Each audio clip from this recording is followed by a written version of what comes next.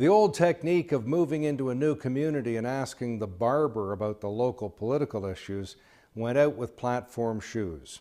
Mitch Wexler uses computers, demographics, mapping, and other techniques to make a campaign a winner. He's done this 250 times, including for the controversial mayor of Toronto, Rob Ford.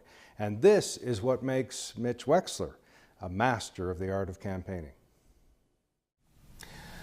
Welcome, Mitch. Is what you do the modern version of asking a neighborhood leader how that street is going to vote or whether that apartment building is going to be with us or against us this election? In a manner of speaking, I think that is still a worthwhile effort for candidates to go and make those connections and ask community leaders, but they still have to make the individual connections. And what I do and what campaigns should do is to find out where to go in the riding to focus their time on making those individual personal connections with voters. Now, is it as simple as looking at the results from the last election and saying, that street is so strong for us we don't have to go there, or they're undecided and we should, or they're so much against us we're going to be wasting our time? Is that really what it's all about? It is about making sure that you can spend the limited time that you have in a campaign on the voters who are going to reap the most reward, right? So you don't want to go places where you don't want to focus most of your time on places where you're not going to be able to win as many votes. So the maps will show us, generally speaking, where the most opportunity exists to get the best return for the amount of time you put on a campaign. But for a long time, you and I have been hearing about the cranky and volatile electorate. So you get the results from Elections Canada that says, here's how everybody voted. But number one, they might be cranky and volatile and not vote that way again. And number two, it may have been 4 years and the riding may have churned over 20% of its population. What do you do about that? Well, I would hope that a candidate has some grounding in the community and understands some of those dynamics of how the community might have changed, and a strategy can evolve in order to factor that in. But for the most part, even when people change their votes, it follows, generally speaking, the pattern that they have before.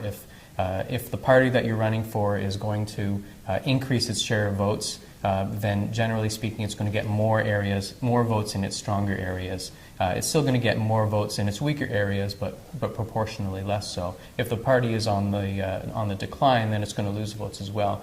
The map generally shows where the strong and weak points are, and those don't change that much from year to year. And even back in the day when you did ask the local barber how the street was going to vote, you still had changes of government, you still had changes of opinion even back then. So even if there are more people switching now, the past results still apply. But you want to make sure that, especially because more and more people are willing to shop around in terms of where they're going to park their vote, you want to make sure that you get in there in the most opportune areas to make sure that you're meeting people.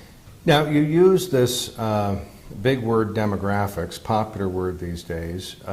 This, I assume, means age, gender, income, ethnicity, religion, all that stuff. How do those things come into play?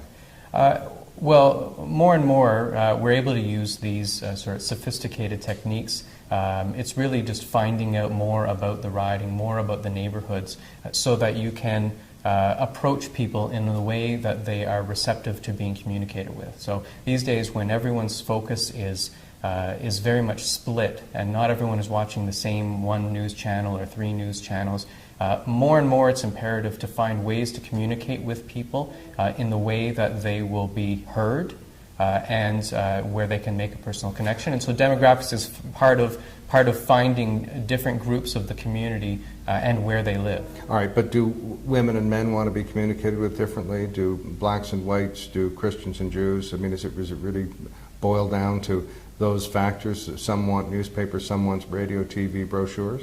Well, in some cases it does. Give me an example. Certainly with ethnic communities, different minority groups or visible minority groups some of them are more insular in terms of their community, and so you might want to be able to make inroads and build relationships within the communities, within their community organizations, within their community's media, or understanding where they live in order to go and find them at their homes. And it's not just with ethnic communities as well, but occupations and income levels and things like that. Now, the language barrier is pretty obvious. If there is a community newspaper in a language that isn't English or French, you better try to get into that. But I just want to try one more time. Do men and women and Christians and Jews and the young and the old want different types of media, social media, brochures, and so on? I think individuals want different types of media. You can't always get the answer of which media and which way to approach them for every type of demographic. So in a lot of cases, those particular examples, they will consume their information either the same way or in the myriad different ways that you can't necessarily get the answer from this method. So that's why you still have to try to communicate with online media and communicate in the various tools that you have. Mm-hmm.